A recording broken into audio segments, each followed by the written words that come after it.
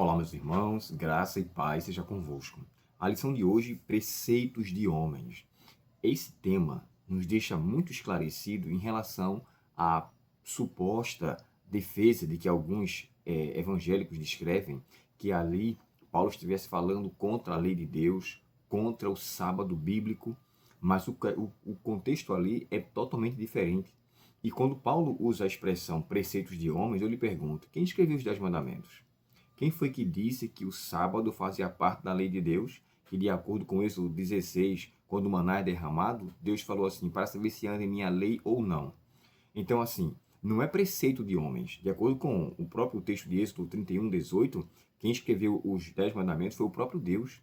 Essa, a gente poderia dizer que é a expressão, a única palavra na Bíblia, ou as únicas partes que a Bíblia descreve que não foi inspirada por Deus, foi escrita pelo próprio Deus. Ele é o autor de sua lei. Então, os preceitos de homens aqui não tem nada a ver com a abolição de lei, ou que Deus tinha descartado ou dado um descrédito ao sábado. Não, automaticamente que não.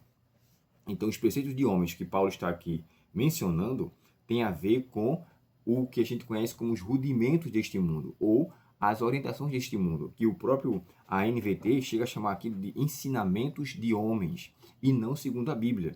Eu gosto muito do comentário do Cláudio Arantes. Eu sempre faço uso dele aqui quando ele menciona alguns tópicos que é de suma importância. Olha só, ele chega a descrever que a lição de hoje, o foco dela é ter um conhecimento, porque Paulo adverte contra esses rudimentos, né, contra os preceitos que são dos homens, e fala contra os sistemas religiosos baseados em regras. Ele fala também que os rudimentos deste mundo são sistemas imaturos, e de acordo com Colossenses 2:21, ele descreve lá, né? Não toque, não prove, não manuseie. São orientações para que não se aconteça. Porém, isso ainda que, embora não seja feita, isso não traz uma transformação. E o autor da lição deixa isso aqui muito claro. Ou seja, não é só comportamentos de certas coisas que lhe dá uma vida de devoção com Deus, mas uma transformação em Cristo. Por isso que Paulo fala aos Coríntios que se alguém está em Cristo, nova criatura é. As coisas velhas passaram, eis que se fizeram novas. Então eu tenho que entender que por mais que eu tenha algum hábito ou eu venha procurar um comportamento diferente, se aquilo de fato não vier do coração, não fizer parte da minha vida, não vai surtir efeito. E ele continua dizendo assim, ó, Jesus operou a salvação por nós, ou seja, fora de nós, e ele fez com que em nós houvesse aquela obra chamada santificação.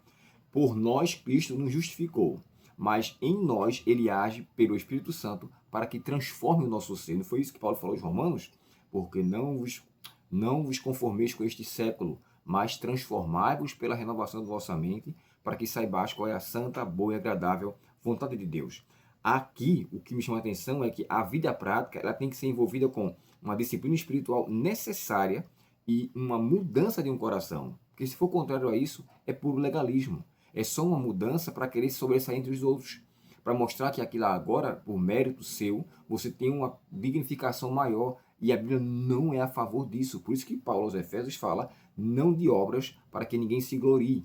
E concluindo aqui, o cuidado pastoral de Paulo, ele chega a escrever assim, ó, regras podem mudar o comportamento. Somente Cristo pode transformar o coração. E embaixo, o conflito final envolve autoridade e lealdade ou divina ou humana. Aí vem aquele texto que se encontra no meio da Bíblia, que é Salmo 118, verso 8. O texto diz assim, é melhor confiar no Senhor do que confiar no homem. Ou é melhor refugiar-se no Senhor, de acordo com algumas traduções, do que no homem. Eu acredito que esse salmo ele foi extraído por Pedro para ele falar lá no capítulo 4 de Atos, quando fala assim, importa obedecer a Deus do que aos homens. Então, assim, muitos dogmas e sofismas vão existir, muitos rudimentos, muitos ensinamentos, mas se eles não estiverem pautados no assento do Senhor, não surtirá efeito transformador. Não acontecerá nada na vida daquela pessoa. E outra coisa que eu quero deixar claro aqui, eu sou adventista do sétimo dia, mas isso não me coloca em um pé de superioridade a um irmão da Assembleia, a um irmão da Batista, a um irmão católico. Diante de Cristo, eu sou igual a ele. A misericórdia de Deus é tanto para comigo quanto para com ele. O fato de eu conhecer algumas coisas que talvez alguns não levem em consideração, isso não me coloca em um pé de superioridade, mas me coloca em condição de responsabilidade. Aquele que muito foi dado, muito será cobrado. Também não quero com isso desfazer do conhecimento como se o meu conhecimento fosse maior e por conta disso, não. O conhecimento, irmãos, ele só ajuda para nos libertar da maldade, dos enganos do inimigo. Mas quem salva de fato é Cristo. Então, os preceitos aqui dos homens são os ensinamentos que eles davam e de uma forma tão pesada que tornava um fardo. Só em relação ao sábado, descreve-se que foram cerca de mais de 200 leis em relação ao sábado. Só os acréscimos que foi dado, se eu não me faz memória, são 613. Não podia cuspir, não podia andar, não podia debulhar. Imagina a pessoa que fosse comer amendoim no sábado. Tinha que tirar aquela casca, depois tinha que tirar aquela palha, depois tinha que assoprar. Olha quantos trabalhos à luz do judaísmo. Diante de Deus, Deus não é assim que se é visto. Então o fardo foi colocado por homens, o peso foi colocado por ele. Deus veio para trazer alívio, como ele diz em Mateus 11, ele veio trazer alívio para todos nós. Então, assim, o sábado bíblico, ele é muito claro em relação à Bíblia e o que é que Deus pede em relação a isso. Porém, os preceitos de homens, as orientações que foram dadas, tornaram um fardo à lei de Deus. E, claro, com a ajuda de Satanás, fez com que as pessoas não levassem com muita propriedade o que Deus pediu, como se fosse algo impossível de realizar. Lembre-se, todas as coisas são possíveis em Cristo. Não foi isso que Lucas falou? Ao que crê, tudo é possível, porque para Deus nada é impossível.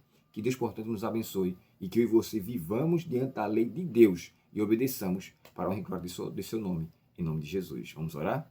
Obrigado, querido Pai, pela tua palavra. Nos ajuda a nos atentarmos para ela e não observarmos preceitos de homens, mas que possamos, Senhor, estar enraizados no assíntese do Senhor. Dá-nos esta bênção, te pedimos, em nome de Jesus. Amém. Deus te abençoe, tenha um ótimo dia e até o próximo estudo, se Deus quiser. Até logo.